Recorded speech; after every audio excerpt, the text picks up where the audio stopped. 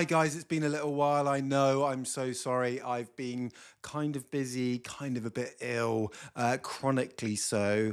And so I just haven't had the time. But I just thought I'd do like a shorter version, but still do a podcast because you know what? I feel like I owe you one. Not that we owe anyone anything, but I feel like I owe you one. I am Oliver George.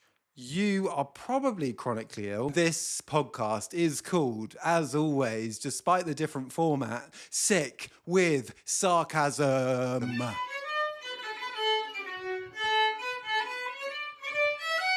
Amazing. You may have noticed, you won't have noticed if you're on Spotify. I am stood in my kitchen today. This is because sometimes I find it easier to talk. My neck muscles are better to me. They're nicer to me, better or nicer, and both at the same time to me when I'm stood up. And occasionally I might just need to walk around a bit. So if you're watching on YouTube, congrats on seeing my entire kitchen. I mean, I didn't wipe down the surfaces for you, and I didn't put away my washing up. But that's okay because I'm chronically ill and I have loads of excuses. What have I been up to? Why haven't I been podcasting? Why haven't I been talking to you guys? Why am I doing a quicker one today? What is going on, Oliver? The MCAS diet, we spoke about that last time. I think we did. I must have just started then. I think, in fact, we definitely did because I did the whole porridge and salt thing and it went awfully wrong and it was absolutely disgusting. And to be honest, I did it the right way afterwards and I never got used to it because I had experienced trauma with porridge and salt. So never again. And actually, as you might see behind me, I'm not advertising for them, but I am now on to bigger and better things. Rice Krispies, the rice snaps over there in the corner. Again, Spotify. If you can just picture a not Rice Krispies, because that's too expensive, a Tesco, but other supermarkets are available, Tesco box of rice snaps, they call them. That's what I'm currently eating for breakfast with almond/almond, however you'd like to say it, milk, with a dash of honey, because that's what I can eat now. I know, I'm on to bigger and better things. You want to know if I'm feeling better? I know you want to know that, but I've just got to tell you that I'm still eating rice and chicken for lunch. I just have rice, chicken, and then an apple. Got to get the fruit in, right? And then dinner, teas, suppers are potatoes and chicken and cabbage, broccoli, sprouts. That's basically it, actually. And then if I get hungry, oh my God, I've been eating the most amazing green grapes. Like, only if you can find them, though, because most grapes at the moment in supermarkets are fucking shit. So it's a waste of money because they're more expensive than ever, obviously. I am getting very good at grape spotting because I can spot a good grape. And I'm not let down anymore. I used to buy them and just be let down all the time by like mushy, stupid, annoying grapes. But now I can spot like nice firm ones and I go through all of them like a madman. Like, no, no, no, no, no, no. And then you can tell if a batch is done. You can't be getting any of them. If the batch looks off, you won't even, there's not even any point looking. So don't even bother. How's the MCAS diet? Yeah, right. Okay. So the diet is going well. I occasionally have tried other foods just to see if like MCAS is truly, really affecting me in a big way. And there's a few foods that the biggest thing I've noticed is they block my sinuses, which is a clear allergic reaction. So I thought, well, if they're doing that in the short term, if I'm eating them every day or something like that, then maybe they're blocking loads of things in my body. I wish my bloody bowels would unblock. Sorry. But I just do. That's a chronic illness thing, and it's stuck always for 6, 7, nearly years. Don't talk about years, how long of chronic illness. We don't like to know that. Relatable though, hopefully. Yay. Oh my God, MCAS diet as well. You may have noticed. Again, you won't on Spotify. You may be able to tell in my voice, but I've lost weight. I've lost a lot of weight. Not intentionally, but definitely desirably. I've always struggled with my weight since, oh my God, I was dieting at the age of 10. I remember doing the baked bean diet and I was just, oh my God, I'm saying this out loud. I was just taking cans of baked beans to school. and I was just eating them, and I'd just have a can of baked beans for every meal because someone on telly said that they were trying that diet, and I thought, okay, well, I'll do that then. And I was like 10, okay, maybe 12, but still not good. And then I tried the apple diet where I was just eating apples and that's it. Basically, I've always had a problem with weight. Haven't like a lot of people, right? But anyway, when you go to the doctors with a chronic illness, they're like, you must lose weight. Like, you're obviously just fat. Your fat is causing all of your issues. So now I've accidentally lost loads of weight. Okay, let's talk about numbers. From at my largest in chronic illness world, I've lost 3 stone 9 pounds. Recently, since the last time you saw me, I've lost about 2 stone. You can tell, can't you? Look how big this is now. Like, yeah, it was always oversized anyway, but it's bigger, isn't it? And my trousers, I don't know if you can see, but they are loosey goosey. So it's great. What a accidental thing that I've really struggled with and accidentally had to do because I'm not allowed to eat any food. So that kind of helps a bit.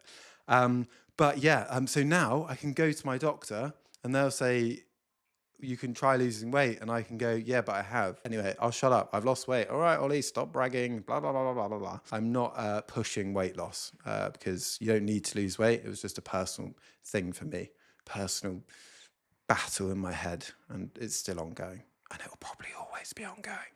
But let's stop talking about weight loss now because actually it's quite triggering. My medications I've been on since we last spoke, low dose naltrexone and ketotifen. It's for MCAS, but the LDN, low dose naltrexone, is to get inflammation down and to send different signals in your body. And I have to say, I went up recently. I went from 3 milligrams to 4.5 milligrams a month ago. So I increased it a month ago. And I think my experience is slightly improved in the sense that I think I might be able to talk for slightly longer. And I think I can sing for sort of a bit. I wouldn't be able to go and perform, and I can't sing some things, but I can sing little bits. And I haven't been able to do that for many years. I had a little go with muscle relaxants about 4 years ago. They worked for 6 months and then stopped working because my body was like, good one. We're not going to allow that for too long. Now, the biggest thing recently that I think's been helping with my chronic illness, believe it or not, I'd been prescribed it years ago, Laxido. Clearing the old Spotify. I just whistled and pointed at my stomach going up and down. The bowel movement, I'm afraid I'm talking about it again. Pooping, yes. Yeah, it's a big one. It's a, well, they're not always, sorry. No, I just think big one was referencing some form of pooping. I'm moving on. But I think perhaps because I'm no longer like constipated for like 10 days straight, my body is under much less strain. I think my lymph nodes behave a little bit better when I'm not blocked. I know it's such a strange thing to talk about, but when I'm not blocked, I think everything just runs slightly better. It doesn't run very well, but it's definitely improved when I'm unblocked. So that's something to keep an eye on. What I am annoyed at is that I've never had any investigations into my blockages, unblocks and blocks in my bowels. I've never had my bowels looked at because the GP that referred me to the gastro refused to refer me, and I complained, and then he referred me, but he obviously wrote a letter to the gastroenterologist being like, oh, this guy, like, he doesn't need anything. Can you just like reassure him that everyone has constipation? So then I went after having this horrible argument thing with this horrible GP, and they were just as horrible. And I clocked it after I left. I was like, well, he's just bloody written to them to be like, oh yeah, just can you just tell him like he doesn't need anything? Like I'm not actually, he just forced me to refer him. So can you just do the old in and out with him? And that was it. That's the closest I've ever got to any investigations. I just want to know if there's something I can do. I know I paid a man, not any man, I paid a man privately, a doctor to confirm, not any man, years and years and years ago, right at the very start of illness, to have a look. And to not have a look, to have a chat with. It was about my testicular pain, and he said, "Well, you being blocked is not going to help with that." And he said you can go to places where they help you retrain your muscles to poop. So you can, they use like a balloon type thing that like makes the muscles move and do the things they're meant to. I think maybe it relates to like all of my muscles just permanently spasming, because my diaphragm always fucking hurts. And everything hurts when I use it so much. Like, luckily, I can stand for a bit, mainly when I'm distracted. But like leg muscles start to cramp a bit. Everything cramps. So I think if everything that I know about cramps, like when I'm on my phone, my thumb cramps, everything cramps. I'm like, well, if that's doing that, then maybe like these muscles that I can't see and don't really know about are just cramping and spasming all the time.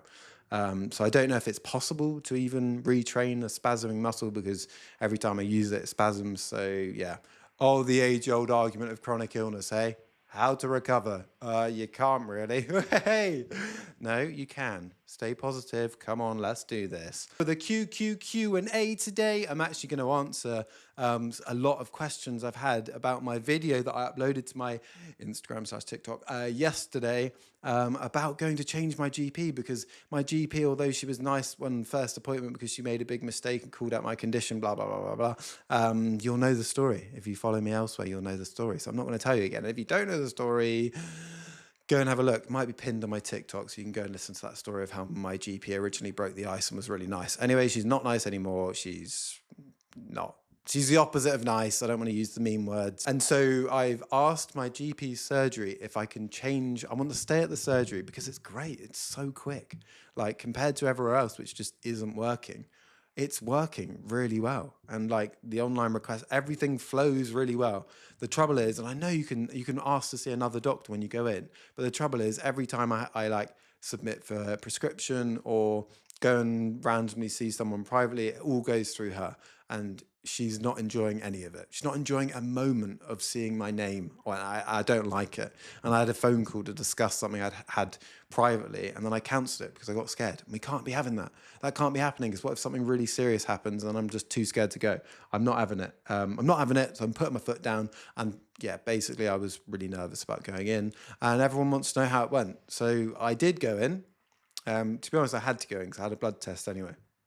But before the blood test, I walked in, I scoured the room to make sure my GP that I'd just seen in the car park walking into the building wasn't in the reception room. And I checked in for my blood test. I turned around and I saw the reception ladies, lovely ladies, were there, and they weren't occupied. And they looked at me and they saw me approaching, and I thought, oh fuck, oh fuck, oh fuck, oh fuck. And they smiled, and I was like, oh my God, they're smiling, they're smiling. And I said, hi there. I was just wondering if it's at all possible to change my doctor that's at this GP, because I want to stay here because it's great, but I would like to change doctor if I may. They were like, yeah, I suppose it has been done before. So I'm not really sure how you do it. What was the reason? I was like, do I have to give a reason? I didn't want to be like, she fucking hates me. I didn't want to say that. I think I did rather casually say, she's just a little bit fed up with me. And that was it, really. So I said that. And they said, oh, okay. And then they said, well, perhaps if you submit an online request, then they'll see it. And I said, I don't really want my GP currently to see it, just in case she's like a high up, because I know she's one of the high ups, just in case she's like, no, he's not changing, or like, gets a bit stroppy about it. So I was trying to avoid any politics. I don't like politics. Politics and politicians, not for me. Okay, we'll just submit something saying you'd like to change your doctor. And then they said, do you have one that you like that you might want to change to within our practice? And I said, well, yeah, actually, because the reason is that I went to see someone about ear pain and I just got to see anyone on the day. Great. Thank God. And I got a good one. Yes. And we got on and it was great. And she was lovely and calm and compassionate and chilled and totally my vibe. And I was chatting to her. I was like, hypothetically speaking, if I was to like spend my money elsewhere next time, would I go to a, immunologist? Like, what do you think? And she was giving her opinion on that. And I was like, yeah, MCAS. She was like, what's MCAS? And I explained MCAS. And we just had this full chat. And I was like, I like you. And then at the end, she was like, yeah, you should be having sort of a check-in with your GP once a year just to catch up and see if there's anything that can be done and make sure everything's still the same and there's nothing progressing and, all of that. And I said, well, the thing is, my GP's sort of a bit fed up with me. So we're sort of at that point. And she's like, oh, okay, right. It's like that, is it? And I walked out and I was like, no, it shouldn't be like that, should it? Like, I should be allowed to check in with my GP. And I thought, I would love to check in with you if I could. So I'm going to hope that I get her. I've requested to, and she is a full-time GP there, and she is one of the partners. So technically, put me on the list. Put me on the list. So that's the update, and I can't give you any more because I've requested it, but they've not replied or like acknowledged it or anything. So for all I know, they might have just printed my face out and put me up, like in pubs in the UK, or they used to do this. They used to put faces up on the wall and be like, pub watch.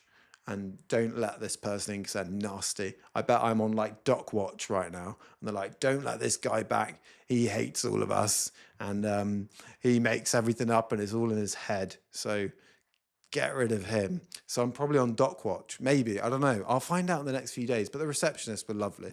Of course, they didn't know my name and they didn't. Shit, I just signed in. They might have checked it.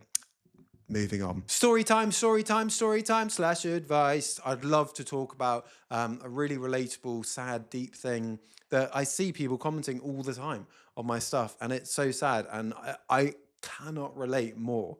And it's why I do my social media stuff. And it's why I'm stood in my kitchen today with a microphone talking to you whilst looking at my kitchen blind behind you. Because I think with chronic illness, especially at the start when you're thrown into the chronic illness world, suicidal thoughts and bad, horrible things are so real.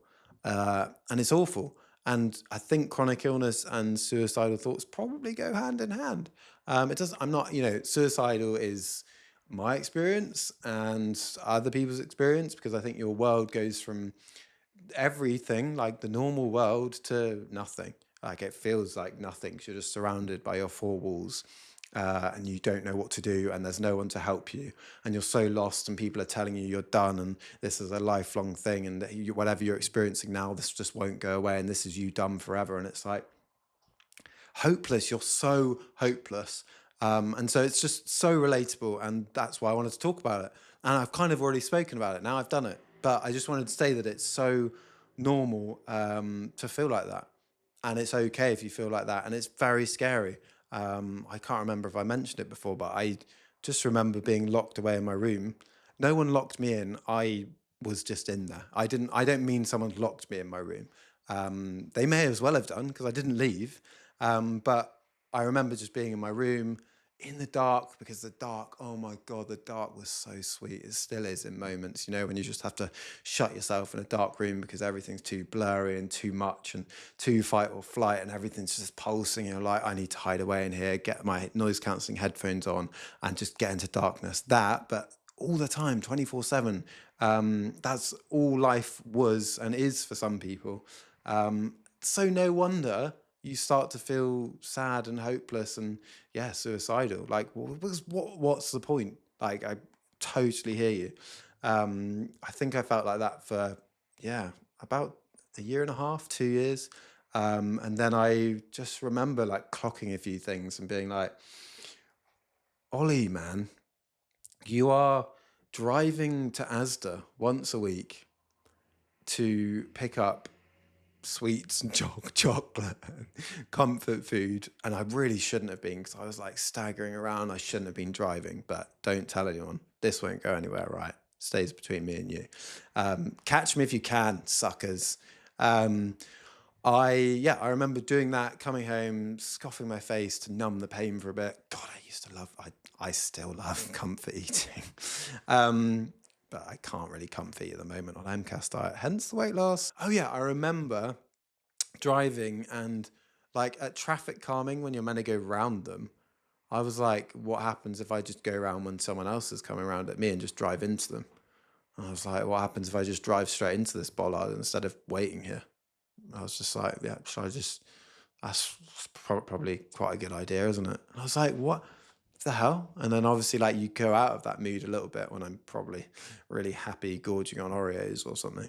But then I'd be in the shower and I'd just randomly find myself sat on the floor for like half an hour, just like looking at my hands, letting the water drip on me, being like, what the fuck is the point? Like, what is this life? This isn't a life. This is not what I want to be doing. This was not what I envisaged for myself. I am not here for this. Both literally and metaphorically, I am not here for this. And so we need to normalize it, because it is normal. It's such a sad reality. I don't want to normalize it. It shouldn't be normal, because there should be help. Of course there should be. There should be doctors that can compassionately say, I know what you're going through. And I'm sure there are. But I think there needs to be specialists everywhere for everyone at all times. Because we need to feel like it's not normal, but normal for chronic illness, and that there's hope that even if not everyone knows the answers, that things can turn around. And no one might know how to turn them around for every person, but everything's different and you never know what's going to turn around. I know for me, after 2 years in bed, I kept trying to go outside. I lived at my parents' at the time in Somerset, and so we were just surrounded by grass. That's pretty much it in Somerset. It's just grass everywhere. Pretty nice. Lovely to visit. Not great for me as a creative person, because there's not much creativity going on there. But other than that, lovely place. And so after 2 years, I kept trying to pop outside, and there was a bench at the top of our garden. I was like, I'm going to get to that bench. So I'd sit on there. And I kept doing that. And then one day I just had this like energy. I just randomly woke up, went outside, and I was like, fucking hell, I've got more energy than I've had for the last 2 years. It was really weird. And so I remember having some headphones on. It's always music. I've got a weird thing with music. Music makes me feel what I can't feel in normal life, because I don't really know emotions very well. This is a whole different topic. I'm going off piste. It's such a massive, sudden, non-planned, huge change to your whole entire existence.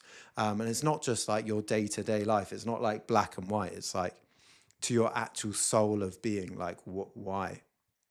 What is my purpose? Why am I here? Everything I thought that was is now no longer is. So what am I? Chronic illness is 100% the hardest thing I have and ever will go through. Fact. That feeling was the most horrible thing, and I want people to know that it's real and true and normal, sadly normal. And I don't want it to be normal. And hopefully I can help you or whoever, or whoever's new to chronic illness, not feel as heavy as I experienced, because it's not cool. Anyway, on to the mantra of the week. This is interesting, and I think it relates to what we just spoke about. I'm going for, we may have to make this up as we go along.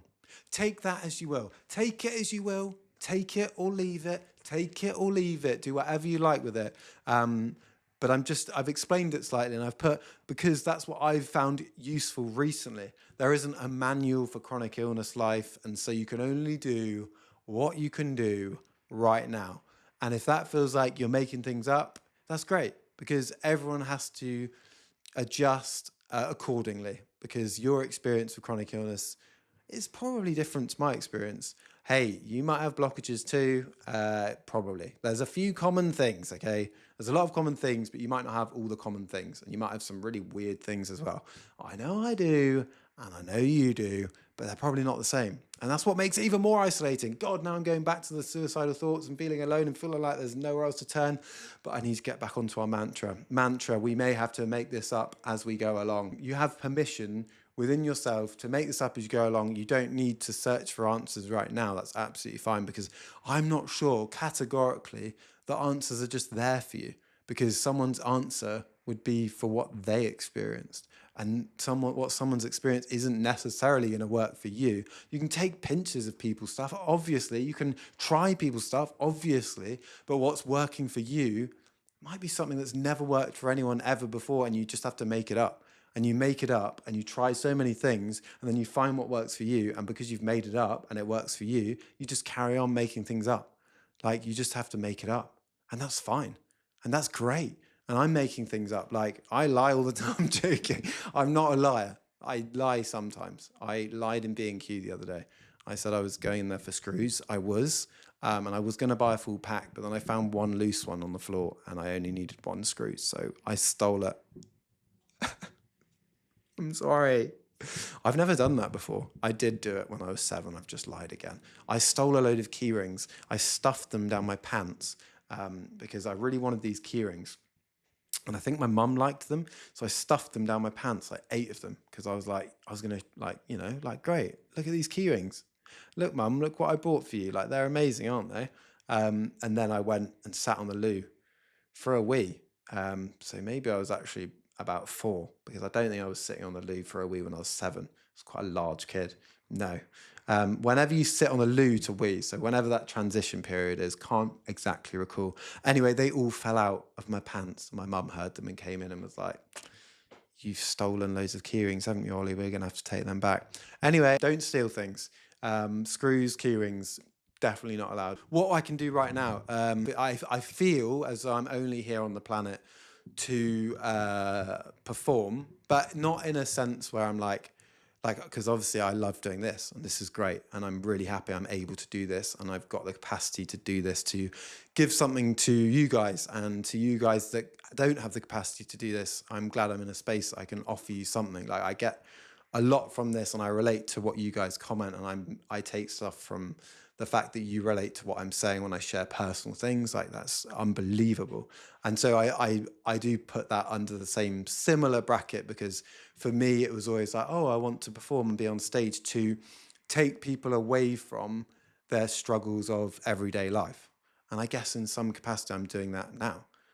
In a chronic illness sense. And so I am close to that, I suppose. If the overall mission was to, I'm put on earth to, well, that's deep, I'm put on earth to take people away from their struggles, then I guess technically I'm doing that. I would love to get on stage and perform and be an actor in some capacity. And that's what I'm trying to do. And as I told you last time, I got onto a 1 day a week acting course, and that's what I've been doing. My whole life's revolved around that. It's on a Wednesday, and Monday and Tuesday I'm preparing, and Sunday and Saturday and Friday, and Thursday and Friday I'm absolutely fucked. And that's why I haven't been able to do a podcast, because I've been just, my whole life's revolved around the Wednesday. And I've been able to do it with adjustments, and that's fine. It's really weird because it's the first time I've been in a space as a chronically ill person amongst people that aren't chronically ill. Because I've been chronically ill for like 6-7 years, I haven't actually met new people or been in a space that old me would have been in as new chronically ill me. Like, before, in an acting space, I was like, let's do this, and I'd do everything and anything 100%, like all of it, sprint around it. Like, I would not, I'm so competitive and I enjoy things. I get so excitable, ADHD. Not being able to do some things has been really hard, and being like, oh, I'll have to hold back on this and let everyone else do the full version whilst I do the sort of 20% version. But it's more the fact that I'm there in the room, able to go. And in moments, I feel like old me again, and it's so joyous. Like, just in moments, like, there'll be a little improvisation exercise, and I just feel like I did when I was 19, 20 and training to be an actor. And so to take me back there, oh my God, it's special. Like, I actually could get quite emotional about that, because I didn't think I'd be able to do that ever. I don't know if I'm ever going to be able to do it for more than this, maybe not more than 1 day a week. But I am a chronically ill actor, obviously, but I want to be seen as an actor. And I want to be able to go and do what I would have always hoped to have done. But just with more, not barriers, not limitations, but more control over what I can and can't do, I suppose, because I'm like, well, no, Ollie, you know that you can't do this, so don't do this exercise. And no, you can't do this for this long, so don't do that. Take a break here. There just needs to be a few more things in place for it to work. And that's okay. I'm going to go now. I've spoken too much, but that's why I haven't done any podcasts. Thank you all so much for keeping up to date with me on social media. I really appreciate that. And I love all of your comments on Instagram, on TikTok. Not loving TikTok at the moment. They've started just quietening down. Every chronic illness creator has been flattened somewhat. The algorithm's been told not to like chronic illness, which is a real shame, because that means awareness is not being raised as much as it could be. But hopefully that'll swing back around one day. Who knows? But here I am on YouTube, on Instagram, on TikTok. Please follow me, subscribe, do all the things. Like this, share it, comment. Just tell me what you've been up to. Tell me what you love doing. I don't care. Just tell me things. I love it. I'm excited by everything. I told you that. Just know that I'm not going to have salt on my porridge. You're great. Goodbye for now. Lots of love and positivity. I've still got a chronic illness. You've still got a chronic illness. This is great. We are great. Chronic illness is not great. Goodbye.